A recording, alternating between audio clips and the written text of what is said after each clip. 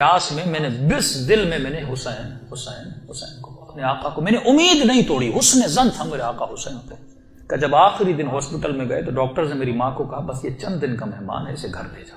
یہ میں نے آواز سنی اور سنی تو میں رو پڑا۔ میں نے کہا امام حسین 4 سال سے آپ سے امید لگا کر بیٹھا، مولا کیا آپ کا عاشق اسی طرح مر جائے گا؟ دنیا کیا کہے گی حسین کے ممبر بناتا تھا اور حسین نے اسے شفا ہی نہیں دی کہ میری ماں نے گھر کے سرداب میں لا کر مجھے سلا دیا کہ وہ دن تھے محرم کے دن، پہلی محرم ہوئی، میری ماں نے جلدی جلدی گھر میں صفائی کرنا شروع کی اور نیچے آئی کہنے لگی میرے لال محرم شروع ہو گیا ہے، اب میں تجھے حسین کے حوالے کرتی ہوں، میں جاتی ہوں مجلس سننے۔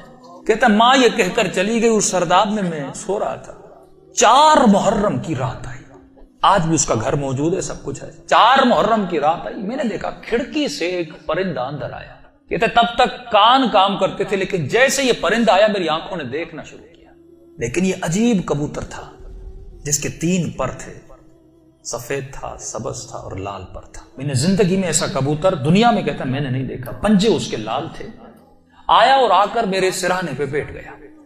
بیٹھنے کے بعد اس نے کلام کرنا شروع کیا، میرے کانوں میں آواز دے کر کہا تجھے پیاس لگی ہے، کچھ کھاؤ گے، کچھ پیو گے؟ کہا 4 سال سے زبانوں پہ تالا لگا تھا پر اب یہ تالا کھل گیا۔ میں نے کہا مجھے بہت پیاس لگی ہے، اتنے سالوں سے پیاسا ہوں۔ کہ پتہ نہیں اس کی چونچ میں کیا تھا، اس نے میرے منہ میں ڈالا، بس وہ بدن میں جانا تھا، ایک عجیب سی فرحت مجھے ملی۔ پھر وہ پرندہ اڑا اور اڑ کے سامنے کرسی تھی اس پہ بیٹھ گیا۔ اب میں کہہ رہا اپنے ذہن میں یہ کہہ رہا تھا کہ مولا حسین اگر تو نے بھیجا ہے تو یہ اڑ کے میرے پاس آئے گا یا میرے بستر کے نیچے جائے گا، اگر تو نے نہیں بھیجا یہ اڑ کے چلا جائے گا۔ اتنا کہنا تھا، وہ پرندہ اڑا اور میرے بستر کے نیچے جا کر بیٹھ گیا۔ کہ بس اتنا ہوا، لیکن ابھی بھی بستر پہ لیٹا ہوا ہوں، لیکن تھوڑی فرحت مجھے مل چکی ہے۔ اب سوچ رہا ہوں یہ پرندہ کون ہے، کہاں سے آ رہا ہے۔ اتنے میں صبح ہوئی، میری ماں نیچے سرداب میں آئی اور اس کے ہاتھ میں رومال تھا۔ پہلے زمانے میں جب لوگ روتے تھے تو ایک رومال رکھتے تھے۔ کہ جلدی دوڑی دوڑی آئی اور گیلا سا رومال تھا، اس نے اس رومال کو میرے اوپر نچوڑنا شروع کیا۔ میں نے کہا کہ اماں یہ کیا ہے؟ کہا یہ حسین کے غم میں جو آنسو بہائے نا تیرے بدن پہ مل رہی ہو تاکہ خدا تجھے شفا دیتے۔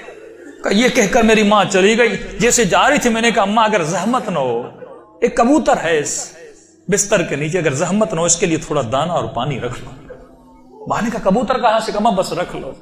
کہ ماں آئی اور اس نے نیچے دانا رکھا، پانی رکھا، چلی گئی۔ کہتے غالباً 10 محرم کا دن ہوا، عاشورہ کا دن ہوا۔ میں نے کہا مولا حسین آپ کی عاشورہ بھی آ گئی، اب بھی مجھے شفا نہیں دو گے؟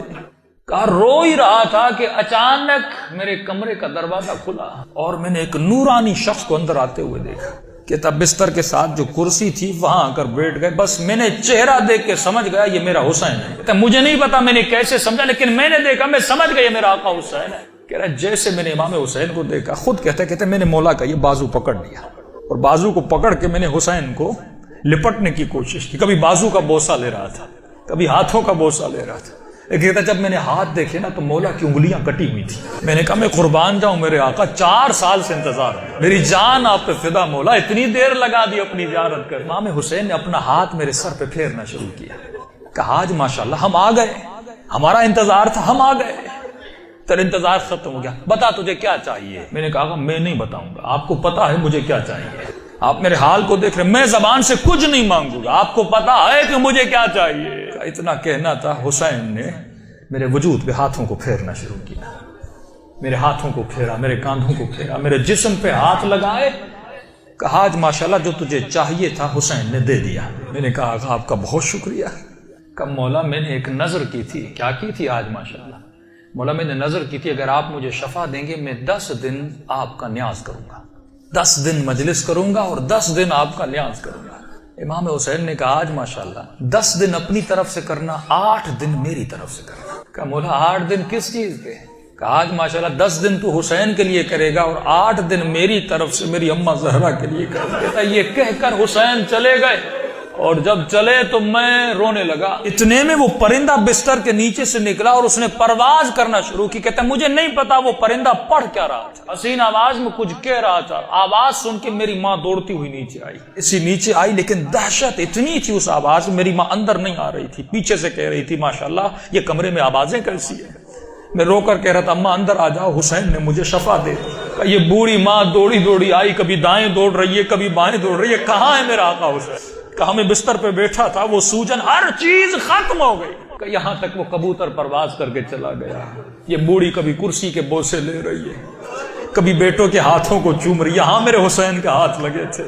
روتی ہوئی جب صحن میں آیا، ہمسایوں نے سمجھا یہ مر گیا ہے، دوڑے دوڑے آئے کہ ماں رو رہی ہے، شاید بیٹا مر گیا، لیکن جب پہنچے کیا دیکھا، اسے حسین نے زندگی عطا کر دی تھی۔ عزیزو، جب یقین ہو نا، یقین نہ ٹوٹے، جب اہل بیت پہ بھروسہ